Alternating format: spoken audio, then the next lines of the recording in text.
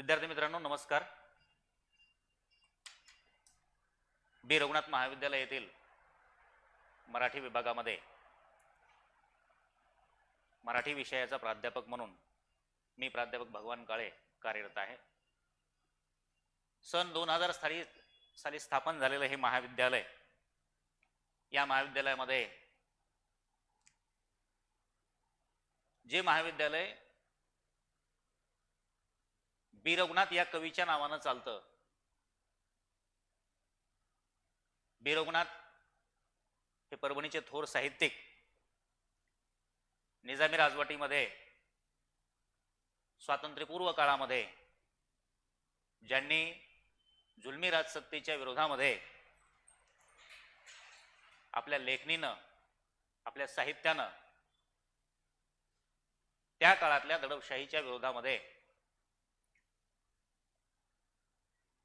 लेखन केलं. परभणी, मराठवाड्याचा परिसर त्यांच्या लेखनातून उमटतो. त्या साहित्यिकाच्या नावानं हे महाविद्यालय मागच्या 20-22 वर्षापासून सुरू आहे. या महाविद्यालयामध्ये विद्यार्थ्यांच्या कलागुणांना वाव देण्यासाठी, त्याचबरोबर क्रीडा नैपुण्यासाठी वेगवेगळे उपक्रम राबवले जातात. क्रीडा स्पर्धा असतील, सांस्कृतिक विभागाच्या स्पर्धा असतील, अशा विविध स्पर्धांद्वारे महाविद्यालयामध्ये वेगवेगळे उपक्रम राबवले जातात आणि राष्ट्रीय पातळीपर्यंत आपल्या महाविद्यालयाचे विद्यार्थी वेगवेगळ्या क्षेत्रामध्ये पोहोचलेले आहेत. मित्र, आज आपण BA, BCom आणि BSc प्रथम वर्षाच्या मराठी द्वितीय भाषेच्या अभ्यासक्रमामधला छत्रपती शिवाजी महाराजांच्या राजनीतीवर आधारित रामचंद्र पंत अमात्यांनी जो आज्ञापत्र नावाचा ग्रंथ लिहिला, त्या आज्ञापत्रामधलं एक पत्र, साहुकार म्हणजे राज्याची शोभा, हे आपण आज पाहणार आहोत. साहुकार या शब्दाचा अर्थ आपण व्याज व्यवहार करणारा माणूस असा साधारणपणे व्यवहारामध्ये घेतो, पण या ठिकाणी साहुकार म्हणजे व्यापारी असा अर्थ घेतला तर शिवाजी महाराजांना आपल्या राज्यामध्ये व्यापाराची भरभराट कशा पद्धतीने व्हावी त्याच्या संबंधीचा एक पायवाट म्हणून महाराजांनी व्यापाऱ्यांना कशा मदत करावी, त्यांना सोयी सुविधा उपलब्ध करून द्यावी, तर त्या कोणत्या प्रकारच्या सोयी सुविधा आहेत हे या ठिकाणी या पाठामध्ये सांगितलेलं आहे. रामचंद्र पंत अमात्यांनी हे जे आज्ञापत्र लिहिलेलं आहे, साहुकार म्हणजे राज्याची शोभा. आता व्यवहारामध्ये साहुकाराकडे बघण्याचा दृष्टिकोन वेगळा आहे, जो व्याज व्यवहार करतो त्याच्याकडे बघण्याचा दृष्टिकोन वेगळा आहे, परंतु साहुकाराकडून म्हणजेच व्यापाऱ्याकडून महाराजांना काय अपेक्षा आहेत आणि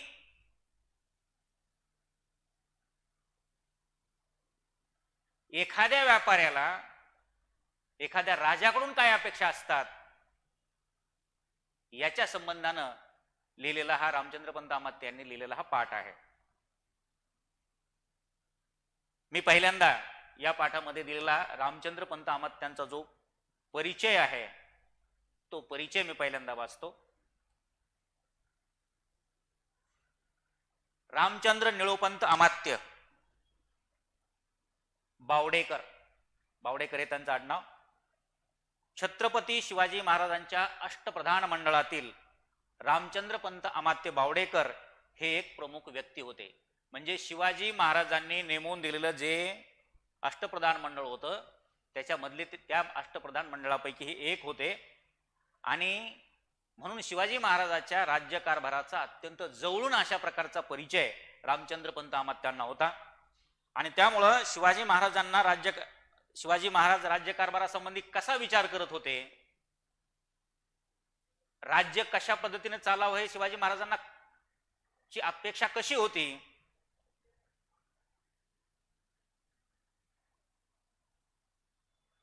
याचा जवळून अशा प्रकारचा अनुभव रामचंद्र पंत अमात्यांना होता. इसवी सन 1674 मध्ये शिवाजी राजांनी आपल्या राज्याभिषेक समयी रामचंद्र पंत अमात्यांची नेमणूक केली. म्हणजे अष्टप्रधान मंडळामध्ये रामचंद्र पंत अमात्यांची नेमणूक स्वतः महाराजांनी केली होती. आणि म्हणून महाराजांच्या राज्यकारभाराचा जवळून अशा प्रकारचा परिचय रामचंद्र पंत अमात्यांना होता. रामचंद्र पंत अमात्य हे राजनीतीवरील आज्ञापत्र या प्रसिद्ध ग्रंथाचे करते. म्हणजे शिवाजी महाराजांचा राज्यकारभार जवळून पाहिलेला असल्यामुळं, शिवाजी महाराजांची कार्यपद्धतीचा अनुभव जवळून असल्यामुळं रामचंद्र पंत अमात्यांनी आज्ञापत्र नावाचा ग्रंथ त्यांच्या शिवाजी महाराजांच्या राज्यकारभाराच्या नीतीविषयीचा ग्रंथ लिहिलेला आहे. आज्ञापत्र हा शिवशाहीतील राजनीतीचे निरूपण करणारा एक महत्वपूर्ण ग्रंथ होय. आणि स्वतः त्या अष्टप्रधान मंडळातील व्यक्तीनं लिहिलेला हा ग्रंथ असल्यामुळं त्याची विश्वसनीयता जी आहे ती अत्यंत महत्वपूर्ण अशा प्रकारची आहे. राजारामास राजसबाईपासून झालेला मुलगा श्री राजा शंभू छत्रपती हा कोल्हापूरच्या गादीवर बसल्यानंतर त्याच्या आज्ञेवरून रामचंद्र पंत अमात्य यांनी हे आज्ञापत्र इसवी सन 1715 ते 16 या सुमारास लिहिलेला आहे. म्हणजे आज्ञापत्र हा ग्रंथ शिवाजी महाराजांच्या नंतर लिहिलेला आहे रामचंद्र पंत अमात्यांनी. आणि तो छत्रपती राजाराम महाराजांचा मुलगा राजा शंभू छत्रपती यांच्या आज्ञेवरून या ग्रंथाचं लेखन झालेलं आहे. या ग्रंथामध्ये एकूण 9 प्रकरण आहेत आज्ञापत्रामध्ये. आणि त्याच्यामधलं साहुकार म्हणजे राज्याची शोभा, व्यापारासंबंधी शिवाजी महाराजांना जे जे मतं व्यक्त केलेली आहेत हे प्रकरण 5वं प्रकरण आहे.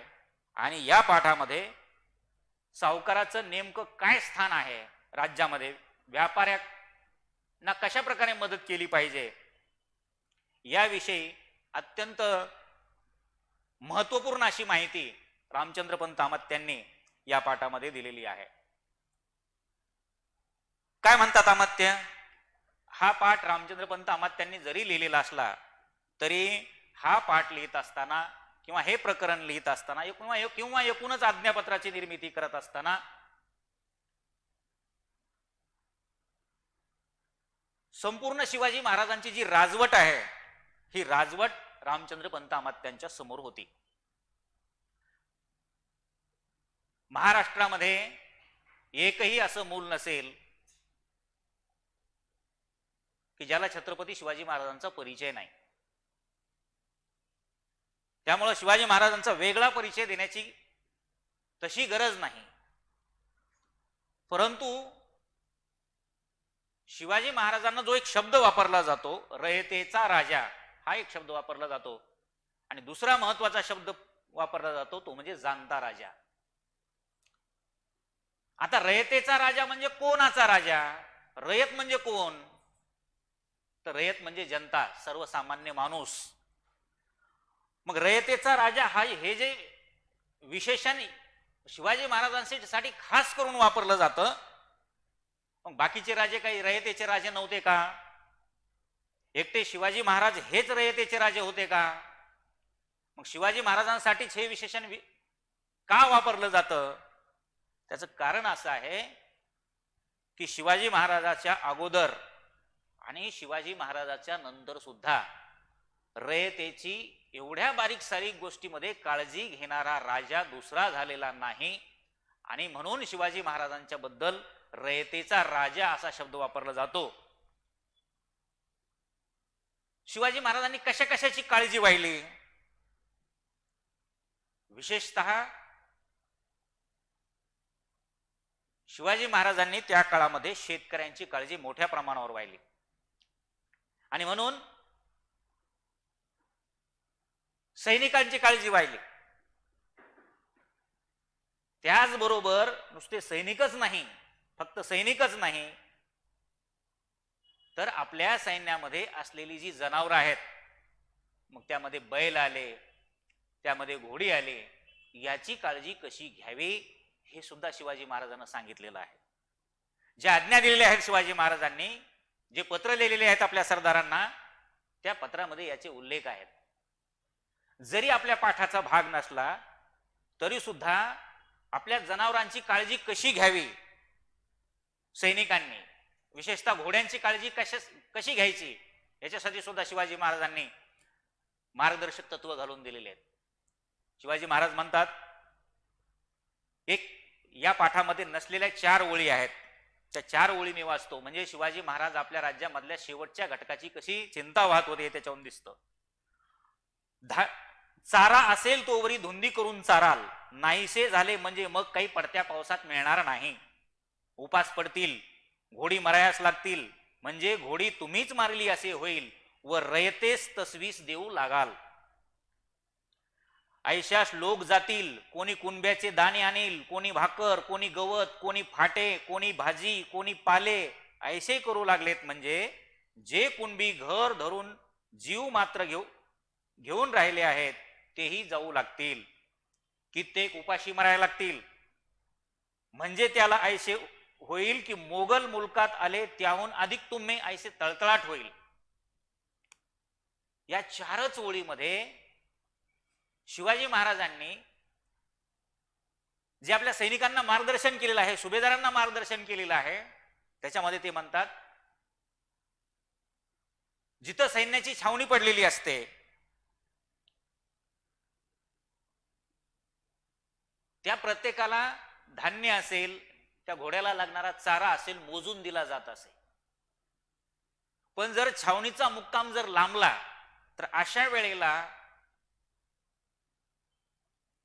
तो चारा कमी पडण्याची किंवा नेमून दिलेलं धान्य कमी पडण्याची शक्यता असेल. मग तुमच्या वाट्याला आलेलं जे धान्य आहे किंवा जो चारा आहे घोड्यासाठी लागणारा, तो तुम्ही कसा वापरला पाहिजे. तुम्ही जोपर्यंत आहे तोपर्यंत धुंदी करून चाराल, म्हणजे तुमच्याकडे जोपर्यंत उपलब्ध आहे तोपर्यंत तुम्ही आवश्यकतेपेक्षा जास्त चारा टाकाल, आवश्यकतेपेक्षा धनधान्य जास्त वापराल. आणि जर पावसाळ्याच्या तोंडावर, पावसाळ्याच्या जवळ आला की सैन्याची छावणी जिथं पडलेली आहे तिथंच ती थांबत असे, मग अशा वेळेला पावसाळ्याच्या तोंडावर मग पडत्या पावसात तुम्ही कुठून आणणार, आणि मग घोड्यांना उपास पडायला लागेल. तुमच्या जवळचं धान्य संपलं म्हणजे मग तुम्ही काय करणार, आजूबाजूच्या शेतकऱ्याकडे जाणार, त्याच्यावर जुलूम करणार, त्याचा चारा आणि त्याच्याकडचं धान्य लुटून आणणार. तेही मिळालं तर ठीक, आणि जर नाही मिळालं तर घोडी उपाशी मारायला लागतील, आजूबाजूच्या रयतेला त्याचा त्रास होईल, आणि मग लोक काय म्हणतील की तुमच्यापेक्षा मोगल काय वाईट होते. मग म्हणजे जी गोष्ट शत्रूचं सैन्य करतं तेच जर तुम्ही करू लागलेत तर मग शत्रूच्या सैन्यामध्ये तुमच्यामध्ये काय फरक राहिला. अशा वेळेला जर घोडी उपाशी मेली तर ती घोडी तुम्हीच मारली असं होईल, आणि त्याची जबाबदारी ही तुमच्यावर असेल. म्हणजे आपल्या सैन्यामध्ये आपल्यासाठी लढणाऱ्या घोड्याची सुद्धा शिवाजी महाराज किती काळजी घेत होते हे याच्यावरून दिसतं आपल्याला. त्याचबरोबर शिवाजी महाराजांनी एक अशी आज्ञा दिली होती की शेतकऱ्यांच्या भाजीच्या देठाला सुद्धा तुम्ही हात लावता कामा नये. जे लागत असेल ते तुम्ही विकत घ्या त्याच्याकडून, आणि त्याच्यासाठी लागणारा जो पैसा आहे त्या पैशाची तजवीज मी सरकारी खजिन्यातून केलेली आहे. फुकटात शेतकऱ्याला कोणी लुटता कामा नये, अशा प्रकारच्या आज्ञा शिवाजी महाराजांनी दिल्या. भाजीचा देठ सुद्धा तुम्ही फुकटात घेतला नाही पाहिजे शेतकऱ्याकडून, आणि म्हणून शिवाजी महाराजांना रयतेचा राजा असा शब्द वापरला जातो. त्याचबरोबर आग कशामुळे लागू शकते छावणीमध्ये, इतके छोटे छोटे वर्णन आहेत की समजा रात्रीच्या वेळी जर सैनिक शेकत बसले किंवा स्वयंपाक करत असतील तर ते स्वयंपाक झाल्यानंतर किंवा शेकोटी तुमचं शेकून संपल्यानंतर ऊब घेऊन संपल्यानंतर ती शेकोटी चांगली विझवायची. किंवा रात्रीच्या वेळी छावणीमध्ये तुम्ही दिवा लावला असेल तर रात्री झोपताना तो दिवा बंद करून झोपा. काय होईल, दिवा चालू ठेवून झोपल्यानंतर जर उंदीर दिव्याची पेटती वात जर घेऊन गेला तर कदाचित त्याच्यामुळे संपूर्ण छावण्या जळून जाऊ शकतात. म्हणजे इतक्या छोट्या छोट्या गोष्टीकडे शिवाजी महाराजांनी लक्ष वेधलेलं आहे. आणि म्हणून शिवाजी महाराजांसाठी जो दुसरा शब्द वापरला जातो तो आहे जाणता राजा. म्हणजे इतक्या सगळ्या बारीक बारीक गोष्टींची जाणीव आपला राज्य कारभार करताना शिवाजी महाराजांना होती. हीच गोष्ट या पाठामधून सुद्धा दिसते. शिवाजी महाराजांचं जे जाणतेपण आहे ते जाणतेपण या पाठामधून सुद्धा दिसतं. या पाठाचं आपण पहिल्यांदा अभिवाचन करू. या पाठामध्ये राज्यामध्ये व्यापाऱ्यांचं काय महत्व आहे ते महत्व शिवाजी महाराजांनी जे सांगितलेलं आहे ते महत्व पहिल्यांदा मी वाचतो. साहुकार म्हणजे राज्याची व राजश्रीची शोभा. साहुकाराच्या योगाने राज्य आबादान होते. न मिळे त्या वस्तुजात राज्यात येतात. ते राज्य श्रीमंत होते. पडले संकट प्रसंगी पाहिजे ते कर्जवाम मिळते. तेने करून संकट परिहारी जेते. साहुकाराचे संरक्षणामध्ये बहुत फायदा आहे. याकरिता सावकाराचा बहुमान चालवावा. कोणीविषयी त्याचवर जलाल अथवा त्याचा अपमान होऊ न द्यावा. पेठापेठात दुकाने वखारे घालवून हत्ती, घोडे, जर्मिना, जरबाब, पश्मी आदी करून वस्त्रजात, रत्ने, शस्त्रे आदी करून अशेष वस्तुजात यांचा उदाम चालवावा. हुजूर बागामध्येही थोर थोर सावकार आणून ठेवावे. वर्ष संबंधी तसेच लग्नादी महोत्सवी त्यांचे योग्यतेनुरूप प्रतिष्ठेने बोलावून आणून वस्त्रपात्र करून आणावे.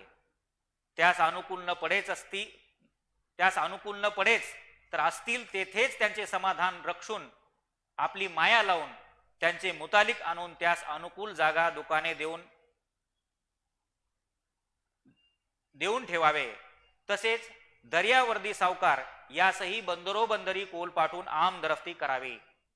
सावकारांमध्ये फिरंगी व इंग्रज व बलंदेज व फरांसीस व ढीक मरांदी टोपीकर हेही लोक सावकारी करीतात. परंतु ते वरकड सावकारांसारखे नव्हेत. यांचे खावन प्रत्येक राज्यच करीत आहेत. त्यांचे हुकमाने त्यांचे होत साते हे लोक त्या प्रांती सावकारीस येतात. राज्य करणारा स्थळलोभ नाही असे काय घडो पाहते. तथापि टोपीकरास या प्रांती प्रवेश करावा, राज्य वाढवावे, स्वमते प्रतिष्ठावी हा पूर्णाभिमान. तदनुरूप स्थळोस्थळी कृतकार्यही झाले आहेत. त्यात ही हट्टी जात. हातास आले स्थळ मेल्यानेही सोडवायचे नाहीत. यांची आम दरफ्ती आले गेले इतकीच असू द्यावी. त्यास केवळ नेहमी जागा देऊ नये. जंजिऱ्या समीप तो या लोकांचे येणे जाणे सहसा होऊ देऊ नये. कदाचित वाखारीस जागा देणे झाली तर खाडीच्या मोबारी समुद्रतीरी न द्यावी. तसे ठिकाणी जागा दिल्याने तोपर्यंत आपले मर्यादेने आहेत तो आहेत. नाही ते समयी आरमार तोफा दारुगोळा हेच त्यांचे बळ. आरमार पाठीशी देऊन त्यांचे बळे त्या बंदरी नूतन किल्लाच निर्माण करणार. तेव्हा इतके स्थळ राज्यातून गेले. याकरिता जागा देणेच तर लांब खाडी गाव 2 गावे राजापुरासारखी असेल तेथे फरांसिसात जागा दिला होता. त्या न्याये 2-4 नामांकित थोर शहरे असतील त्यामध्ये जागा द्यावा. तो असा की नीच जागा शहराचे आवारी शहराचा उपद्रव चुकून नेमून देऊन वखारी घालाव्या. त्यास इमारतीचे घर बांधू देऊ नये. या प्रकारे राहिले तर बरे, नाहीतर या विने प्रयोजन नाही. आले गेले असून त्याचे वाटेस आपण न जावे, आपले वाटेस त्यांनी न जावे इतकेच पुरे. गलिमाच्या मुलखातील गलिमाचा मुलूक मारल्यामुळे अथवा दर्यावर्दी सावकार सापडले तर अवसर पाहून त्याशी खंड करावा. खंडाचा वसूल घेणे तोही त्यास राखून घ्यावा. खंड फारीक झाल्यावर थोडी बहुत त्याची मेहमानी करून बहुमाने त्यास त्याचे स्थळास पाठवून द्यावे. गलिमाकडील सेवक लोकास जे शासन आहे ते सावकार लोकास उचित नाही. अशा प्रकारचा हा सावकार म्हणजे राज्याची शोभा हे आज्ञापत्र आहे. या पाठामध्ये महाराजांनी कोणत्या व्यापाऱ्यांना किती महत्व द्यावं, व्यापाऱ्याचे त्यांनी दोन प्रकार केलेले आहेत. याच्यामध्ये आपल्या देशाचे व्यापारी आणि परदेशातून आलेले व्यापारी या दोघांसाठी महाराजांनी दोन वेगवेगळे मापदंड लावलेले आहेत. सवलती देताना दोघांना वेगवेगळ्या प्रकारच्या सवलती दिल्या पाहिजेत आणि त्या का दिल्या पाहिजेत हे या पाठामध्ये सांगितलेलं आहे. सुरुवातीला महाराजांनी सावकाराचं महत्व एवढं सांगितलेलं आहे की सावकार म्हणजे राज्याची व राजश्रीची शोभा. म्हणजे सावकारामुळं ते राज्य आणि त्या राज्याचा राजा या दोघांचीही शोभा वाढते. का? सावकाराच्या योगाने राज्य आबादान होते. व्यापारामुळं हे जे व्यापारी लोक आहेत, हे व्यापारी लोक जर नेहमी नेहमी एखाद्या राज्यामध्ये येऊन व्यापार करत असतील तर त्या राज्याची संपन्नता वाढते, समृद्धी वाढते. आबादान म्हणजे समृद्धी किंवा संपन्नता. न मिळे त्या वस्तूजात राज्यात येतात. म्हणजे आपल्याकडं ज्या वस्तू मिळत नाहीत, ज्या वस्तू आपल्याकडे निर्माण होत नाहीत, अशा प्रकारच्या वस्तू व्यापाऱ्यामुळे आपल्या राज्यामध्ये येतात. आणि म्हणून व्यापाऱ्यांना आपण अनेक सवलती देऊन, वेगवेगळ्या प्रकारच्या सवलती देऊन व्यापाऱ्यांना व्यापार वाढवायला प्रवृत्त केलं पाहिजे असं महाराज सांगतात. न मिळे त्या वस्तू जात राज्यात येतात. पुन्हा आणखी काय होतं, ते राज्य श्रीमंत होतं. म्हणजे व्यापार वाढला की राज्य श्रीमंत होतं. कराच्या रूपानं पैसा मिळतो, खजिन्यामध्ये कर जमा होतो. त्याचबरोबर पडले संकट समयी कर्जवाम मिळते. आणि व्यापाऱ्याचे आणि राज्यकर्त्याचे संबंध जर चांगले असतील, मोठ्या प्रमाणावर व्यापारी वर्ग जर एखाद्या राज्यामध्ये जर येत असेल तर राज्यावर जर एखादं संकट आलं, म्हणजे दुष्काळासारखं संकट असेल किंवा मग दुसऱ्या राजानं केलेलं आक्रमण असेल अचानकपणे, अशा समयी अशा वेळेला जर खजिन्यामध्ये पैसा कमी असेल तर सावकाराकडून राजाला कर्ज मिळू शकतं. पण केव्हा? जर व्यापारी तुमच्या राज्यामध्ये येत असतील तर. आणि म्हणून व्यापारी राज्यामध्ये आले पाहिजेत आणि त्यांना सोय सवलती देऊन त्यांना व्यापार करण्याची परवानगी दिली पाहिजे. त्यांची पिळवणूक न होता त्यांना व्यापार करण्यामध्ये कुठलीही अडचण येणार नाही, ही व्यवस्था जर त्या राजानं करून दिली तर व्यापारी आणि राजा या दोघांचे संबंध चांगले होतात. आणि अचानक मग जर एखादं संकट उद्भवलं तर त्या संकट प्रसंगी राजाला कर्ज मिळण्याची सुद्धा सोय होते. आणि असं कर्ज मिळाल्यामुळं तेने करून आले संकट परिहारी जेते. आणि जे कोणतं संकट असेल, म्हणजे दुसऱ्या राजाने केलेलं आक्रमण असेल, मग युद्धासाठी लढायासाठी लागणारा पैसा जर अचानकपणे उपलब्ध करायची वेळ आली तर खजिन्यावर, राजकोशावर फारसा भार न पडता या सावकारांकडून आपल्याला कर्ज मिळण्याची सोय होते आणि आलेलं संकट आपल्याला दूर सारता येतं. सावकाराचे संरक्षणामध्ये बहुत फायदा आहे. सावकाराचं संरक्षण करण्यामध्ये राजाचा आणि त्या राज्याचा दोघांचाही फायदा आहे. याकरिता सावकाराचा बहुमान चालवावा आणि म्हणून व्यापारी लोकांचा बहुमान केला पाहिजे, त्यांना सन्मान दिला पाहिजे, त्यांना मान दिला पाहिजे. कोणी विषयी त्याचवर जलाल अथवा त्याचा अपमान होऊ न द्यावा. सर्वात महत्वाची गोष्ट, कुठल्याही प्रकारचा जुलूम सावकारावर किंवा व्यापाऱ्यावर होता कामा नये. त्याचबरोबर एखाद्या सावकाराचा किंवा एखाद्या व्यापाऱ्याचा अपमान होईल असं कुठलंही वर्तन आपल्याकडून झालं नाही पाहिजे. म्हणजे सावकाराकडे किंवा व्यापाऱ्याकडे येणारे लोक वेगवेगळ्या प्रकारचे आहेत. सरदार असतील, राजपरिवारातले लोक असतील, त्या काळातले त्या राज्यातले श्रीमंत लोक असतील, यांच्या कोणाकडूनही त्या व्यापाऱ्यावर जुलूम होता कामा नये किंवा त्याचा अपमान होईल अशा प्रकारचं कोणतंही कृत्य आपल्याकडून झालं नाही पाहिजे. उलट काय केलं पाहिजे,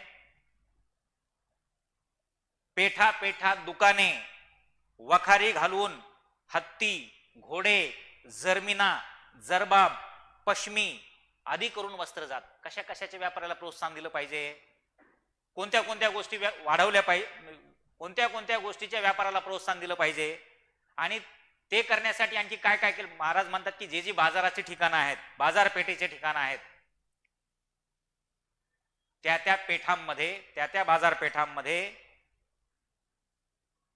आपली दुकानं लावण्यासाठी त्यांना जी जागा आहे ती जागा तुम्ही उपलब्ध करून दिली पाहिजे.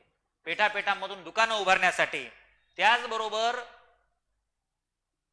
वखारी घालून देण्यासाठी, त्यांना आपले माल साठवता आला पाहिजे त्याच्यासाठी वखारी घालून देणं.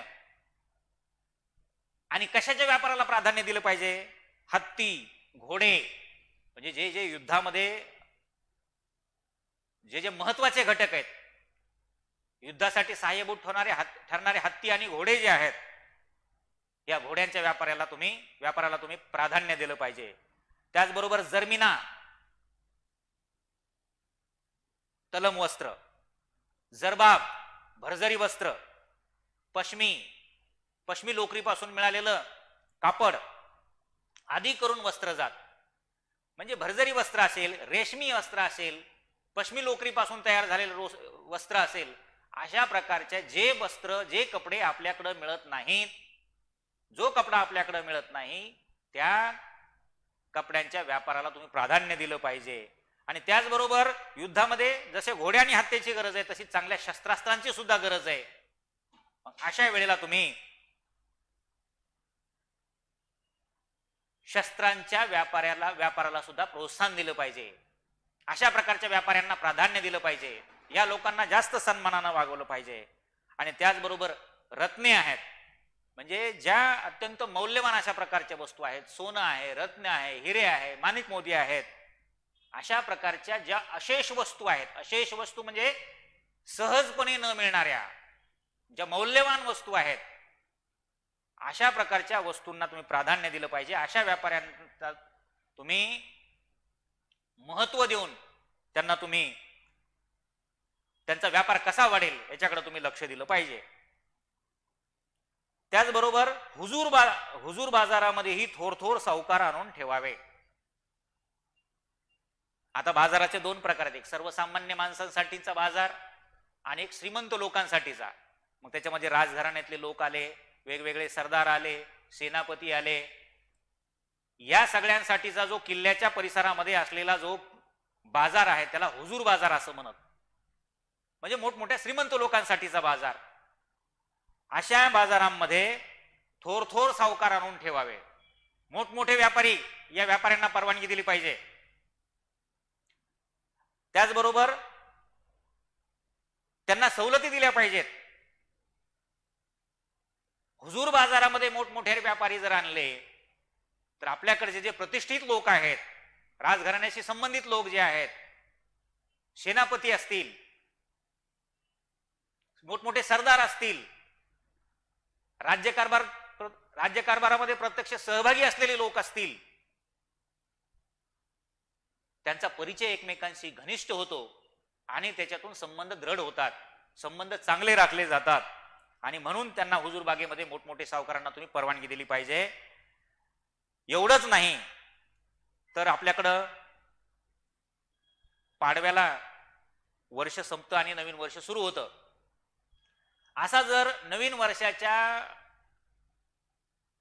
सुरुवातीचा जर एखादा समारंभ असेल राजाच्या घरी किंवा एखादा सण उत्सव असेल,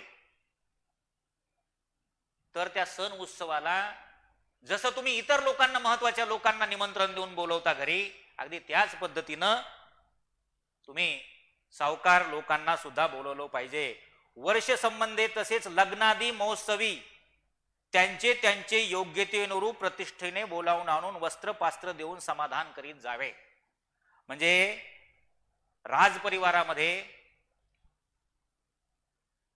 जर एखादं लग्न असेल, म्हणजे राजाच्या मुलीचं लग्न असेल किंवा राजाच्या मुलाचं लग्न असेल किंवा इतर नातेवाईकामधला एखादा लग्न समारंभ असेल, तर जसं आपण नातेवाईकांना, सरदारांना, सैन्यातील मोठमोठ्या अधिकाऱ्यांना, राज्यकारभार पाहणाऱ्या लोकांना जसं आपण अत्यंत सन्मानानं निमंत्रित करतो, त्याच पद्धतीनं ह्या मोठमोठ्या व्यापाऱ्यांना सुद्धा तुम्ही बोलवलं पाहिजे.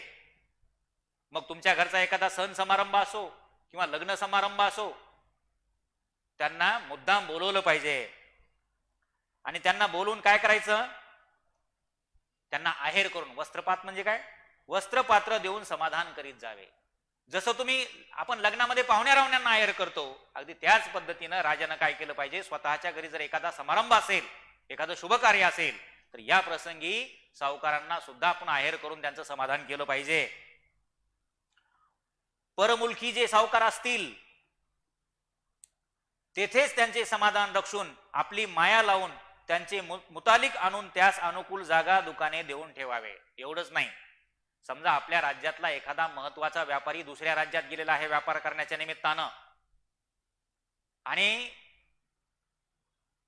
तो आपल्या राज्यात नाहीये, तर तुम्ही त्याच्या प्रतिनिधीला बोलावून त्याचा त्याला आहेर केला पाहिजे.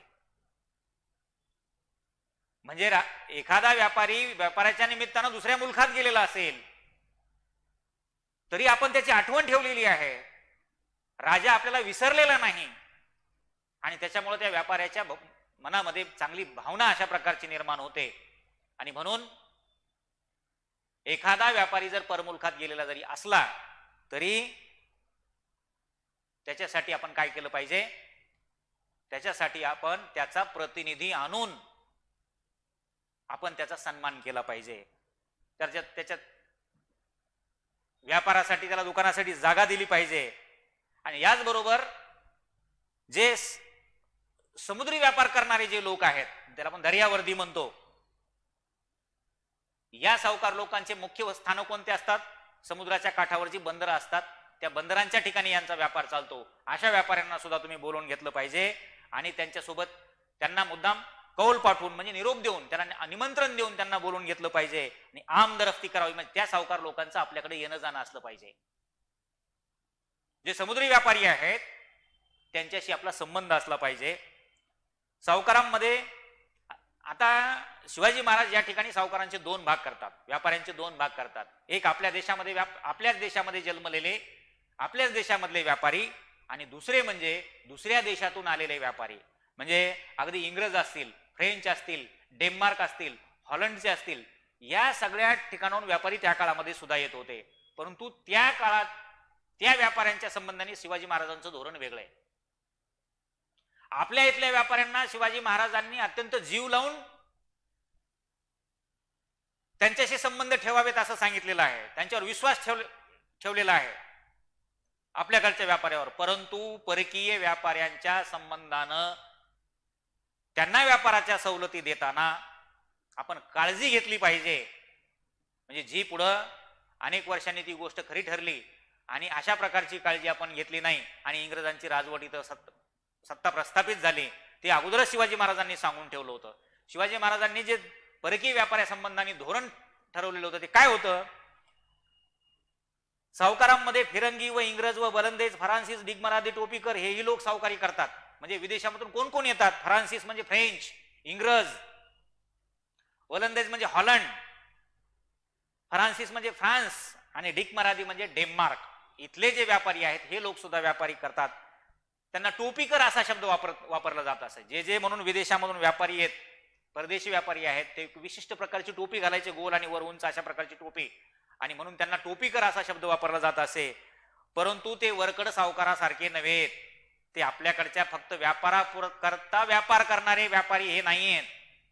यांच्या डोक्यामध्ये जिथं जाऊ तिथं व्यापाराबरोबर राज्य स्थापन करायची इच्छा असते. कारण हे काही व्यापारी स्वतंत्र नाही आहेत. हे व्यापारी कोण आहेत, हे व्यापारी आपल्या ज्या राज्यातून ते आलेले आहेत, ज्या देशातून ते आलेले आहेत, त्या देशाच्या राजाप्रती यांची निष्ठा असते.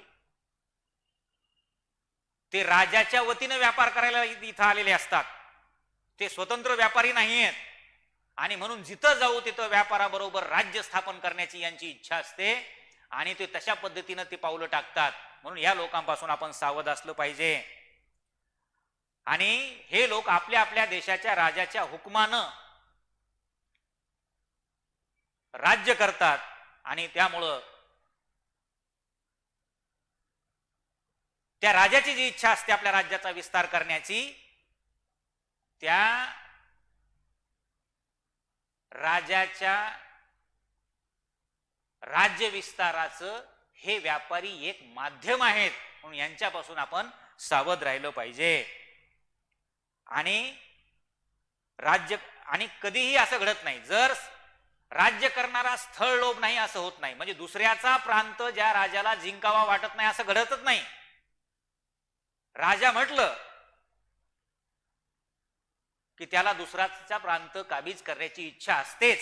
आणि हे व्यापारी आपल्या राजाची धोरणं राबवण्यासाठी येतात, इथं राज्य स्थापन करण्याची त्यांची इच्छा असतेच, म्हणून त्यांच्यापासून सावध राहिलं पाहिजे. तथापि टोपी करास या प्रांती प्रवेश करावा, राज्य वाढवावे, स्वमते प्रतिष्ठावी, हा पूर्ण अभिमान. ह्या सगळ्या विदेशी व्यापाऱ्याशी संबंधी शिवाजी महाराजांना धोका सांगितलेला आहे. हे दुसऱ्याचा प्रांत काबीज करण्यासाठी येणारे हे व्यापारी आहेत, त्याचबरोबर स्वतःचं राज्य वाढवण्यासाठी येणारे हे व्यापारी आहेत, आणि त्याचबरोबर स्वमते प्रतिष्ठावी, स्वतःच्या धर्माचा प्रसार करण्यासाठी येणारे हे व्यापारी आहेत. यांना व्यापाराशी व्यापार याच्याशी काही घेणं देणं नाहीये. फक्त व्यापारापुरते हे येणार नाहीयेत. हे तुमचं राज्य जिंकण्याच्या लोभाने येऊ शकतात आणि धर्मप्रसाराच्या हेतून सुद्धा हे येऊ शकतात.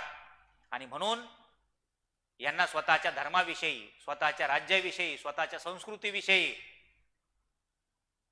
अत्यंत गर्व असल्यामुळं हे दुसऱ्याचं राज्य आक्रमणासाठी येतात. आणि म्हणून या अशा घटना घडलेल्या आहेत. शिवाजी महाराजांनी उदाहरणं दिलेली आहेत. काय सांगतात ते? तदनुरूप स्थळोस्थळी कृतकार्य झाले आहेत. अशा अनेक ठिकाणी झालेले आहेत, जिथे व्यापारासाठी गेले आणि ते राज्यच काबीज करून बसले. अशा ठिकाणी अशा काही घटना घडलेल्या आहेत असं शिवाजी महाराज सांगतात. त्यास ही हट्टी जात म्हणजे परकीय व्यापारी, त्यांचा स्वभाव, त्यांची इच्छा, याच्याबद्दल शिवाजी महाराजांना किती तंतोतंत भान होतं हे आपल्याला दिसतं. आणि म्हणून शिवाजी महाराजांनी धोक्याची सूचना जी आहे, ही धोक्याची सूचना आपल्याला दिलेली आहे. आणि म्हणून एकदा यांच्या हातात एखादी ठिकाण गेलं, एकदा यांच्या हातात एखादा स्थळ गेलं, एकदा यांच्या हातात एखादा प्रदेश गेला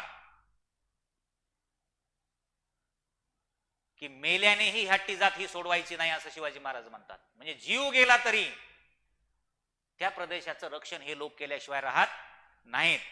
आणि म्हणून